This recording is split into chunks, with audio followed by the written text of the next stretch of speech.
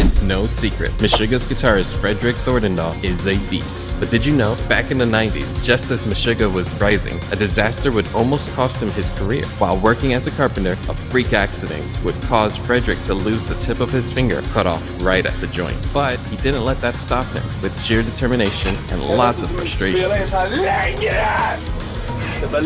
Frederik fought back, getting his finger sewn back on and diving back into guitar playing. It was tough for him. He had to adapt his playing style to accommodate the injury that left his middle and index fingers now the same length. Over time, he regained his mastery of the guitar, paving the way for his career to flourish even further. Frederik's resilience solidified his pivotal role in Meshuggah's metal dominance and proves that true talent knows no bounds. Did you know that In Flames has endured numerous challenges from fans throughout their career? While many bands grapple with evolving their sound or maintaining it, In Flames firmly believes in musical growth, reflecting personal growth. Vocalist Anders Friden draws inspiration from early metal, when artists were unapologetically themselves and created their own tastes and styles. With each album, In Flames explores different elements of melodic metal, gaining and losing fans along the way.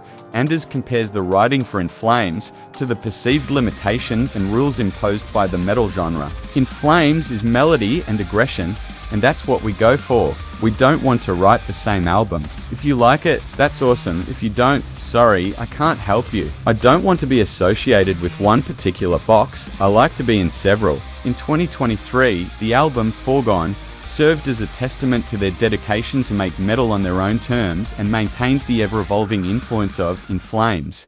How did Angela Gossow join Arch Enemy, and where is she now? It all started with a phone interview for a German webzine where Angela met guitarist Michael Amon. Little did she know that conversation would change her life forever. After plugging her own band, she later handed Michael a videotape demo with low-quality footage of her previous performances. As Arch Enemy's popularity soared, vocalist Johan Leva was not up for the challenge, and so departed, creating an opportunity for Angela to join as their new vocalist. From 2000 to 2014, Angela dominated the stage with her powerful voice, but eventually she decided to step down, wanting to focus on family and explore new opportunities. Angela continues her role as the band's manager. She was even the one who recommended Elisa Whitegloves as her successor. With the passing of the torch, Elisa took over, ensuring the legacy of Arch Enemy lives on. And that's where Angela Gossow is now, shaping the future of metal behind the scenes.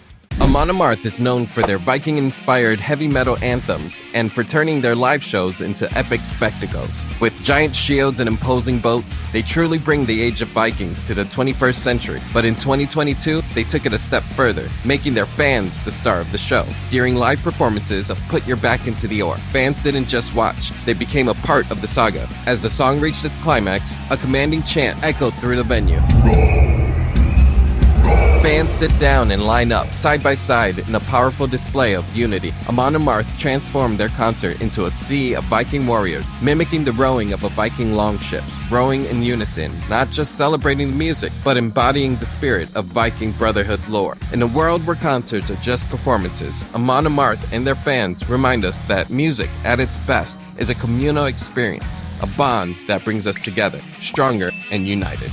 This is Tomas Lindberg, extreme vocalist for At the Gates. But of course, you already knew that, right? But did you know that he's also a social studies teacher in a school in Sweden, and he's been doing it for over 10 years? Originally, he started teaching as a side job between tours, but he found it to be extremely gratifying. Some days, it's hard, but every day is rewarding in some way. Because of his interest in politics and religion, he obtained his master's degree and used it to teach kids from 4th grade up to 9th grade. What do the students think? Well, they're aware of who he is and what he does. Most of them think it's cool, but aren't interested in heavy music. Teachers, on the other hand, are usually more interested in his fame and asked to hear stories, but he generally downplays his experiences to help keep everything humble. I think it's really important to be humble. I think the teaching job helps me as well, to keep my feet on the ground and be in contact with real people on an everyday basis. I don't want to be in a band that tours all the time. You only meet people that love you and your music. I think you can become a very different person if you do that. It's truly inspiring to see that someone of Tomas's prestige can value helping others and set out to make a difference, both on stage and in the classroom. After a tumultuous series of events, Sabaton, the Swedish power metal legends/history buffs, have made a movie. But you won't catch it in the theater and you can't catch it on streaming, but you can see it in an unexpected place. Our story begins when the band was touring for their 10th album, The War to End Wars. But when the world went into lockdown, Sabaton decided to get creative. Having more to say about the battles that inspired them, they teamed up with fellow history buffs and YouTube animators, Yarnhub, to once again bring their tunes to life, but this time for a feature-length film. But as the film was wrapping up, it would seem the world was in a different place and was not ready to talk about war just yet. So when theaters, streaming services, and film festivals all turned them down, Sabaton found an unexpected ally: museums. Some museums were already using Sabaton's tunes for teaching history, so why not showcase their movie as well? And just like that, Sabaton's movie found its perfect audience in 120 museums worldwide, from concerts to classrooms to their very own YouTube history channel, and now museums. Sabaton keeps history alive in every entertaining way they can.